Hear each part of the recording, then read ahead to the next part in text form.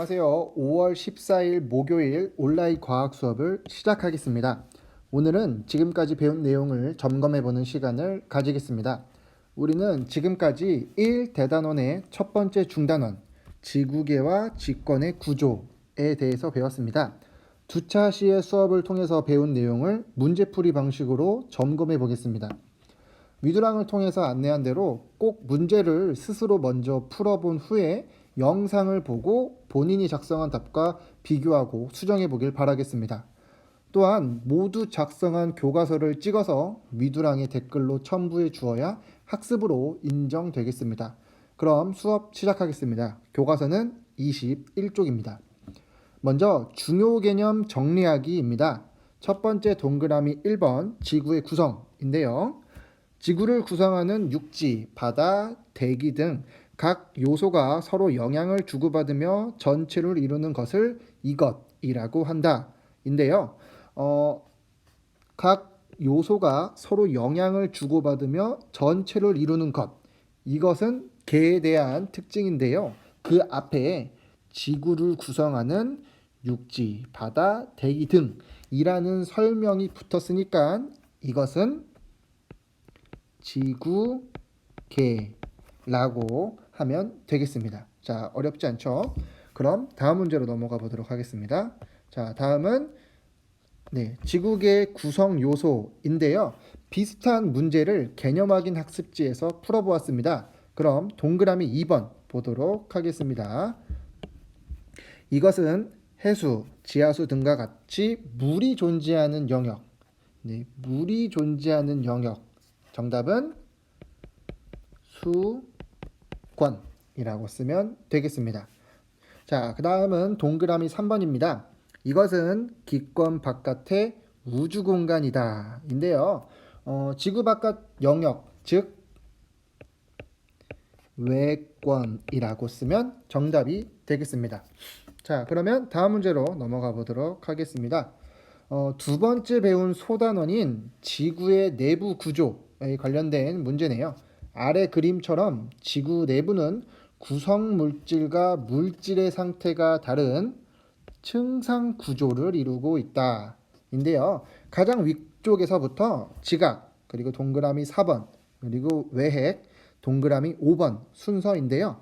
물론 우리는 공부를 해서 순서를 알고 있습니다. 자, 그러나 특징을 읽어보면서 어떤 요소인지 맞춰보도록 하겠습니다.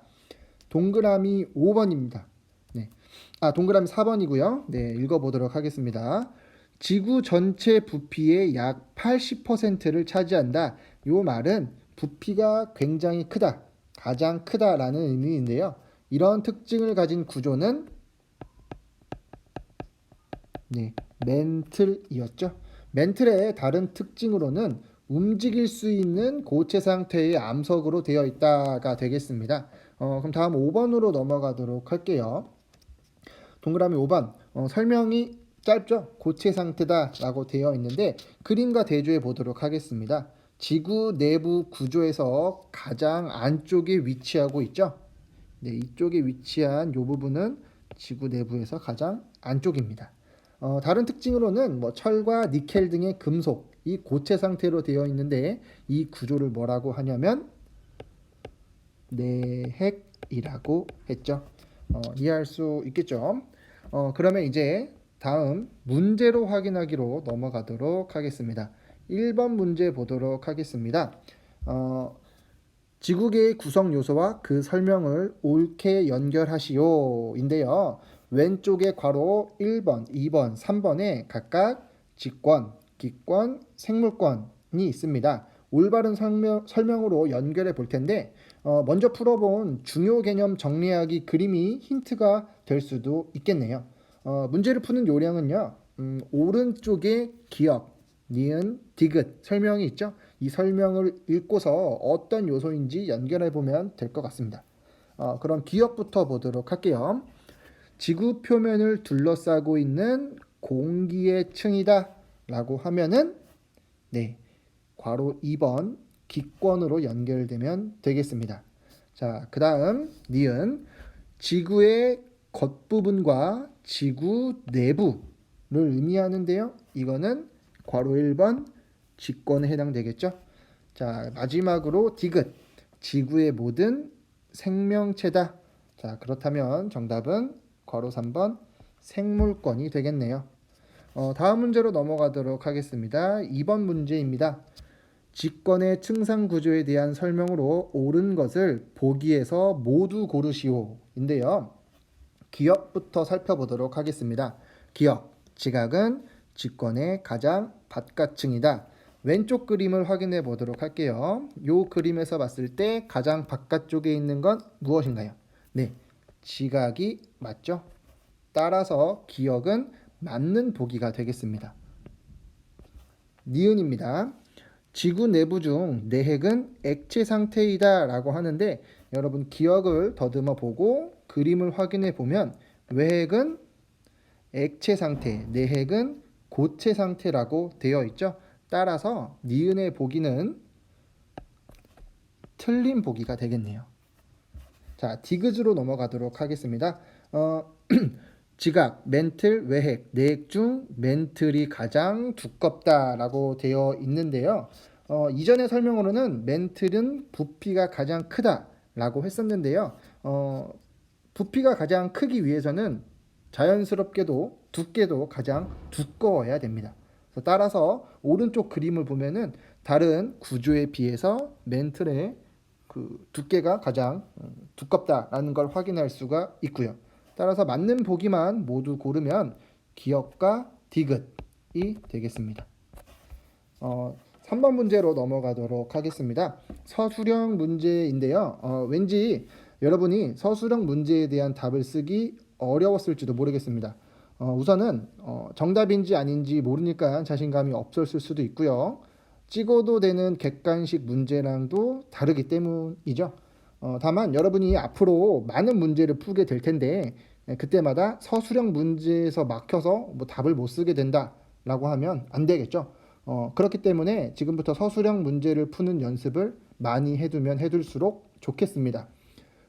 추가로 이전에도 말씀드렸던 내용인데 어렵거나 잘 모르는 문제에 대해서도 그 문제를 풀기 위해서 여러 방면으로 머리를 굴려보는 과정이 굉장히 중요합니다. 네, 그림을 보고 지각의 특징을 서술하라 라는 의미잖아요. 그래서 잘 모르겠으면 그림을 보면서 관찰한 내용을 서술해도 괜찮은 문제입니다. 그림을 보도록 할게요. 대륙지각이라는 말이 나오고 대륙지각을 지금 육지라고 설명을 하고 있죠. 그 다음에 해양지각이라는 말이 나오고 그 위에는 바다가 있습니다. 네, 그리고 대륙지각과 해양지각의 두께를 한번 살펴보면 대륙지각은 이쪽 부분이랑 그리고 이쪽 부분의 두께가 차이가 많이 나죠. 대륙지각은 두께가 두꺼운 부분도 있고 얇은 부분도 있다 라고 우리가 서술할 수도 있을 것 같고요. 해양지각 쪽을 보면은 일부분이긴 하지만 두께가 일정하게 보이죠. 이 부분도 우리가 쓸 수가 있을 것 같네요. 그리고 대륙지각과 해양지각 요 밑에는 멘틀이라고 되어 있는 부분 요 구조가 있죠. 지금까지 살펴본 내용들을 하나하나씩 써보면요. 첫 번째 대륙지각은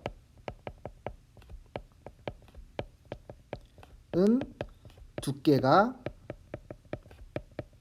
일정하지 않다.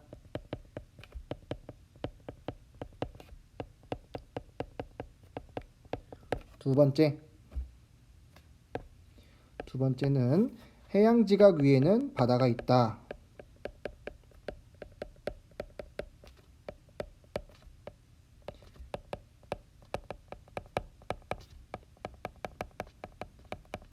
자, 그리고 세 번째, 대륙지각의 평균적인 두께를 보더라도 해양지각보다 훨씬 두껍죠. 네, 이렇게 써도 되고요. 해양지각 입장에서 쓰면요. 3번, 해양지각은 대륙지각보다 엄밀히 말하면 대륙지각의 평균 두께보다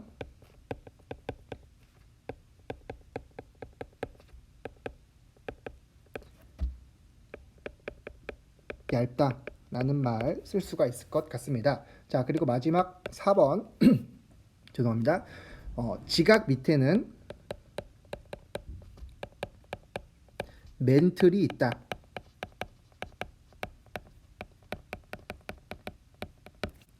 라고 쓸 수가 있겠네요. 자, 써보고 나니까 그냥 그림에서 유추할 수 있는 내용을 그대로 썼죠.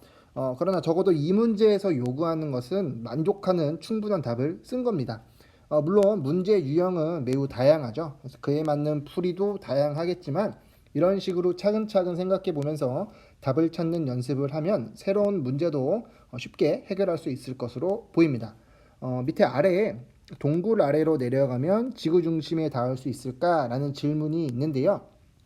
이 질문에 대해서는 여러분들 개별적으로 생각해 보기로 하고요. 작성은 자율적으로 맡기겠습니다. 그래서 쓰고 싶은 학생은 한번 생각한 내용을 써보면 되겠습니다.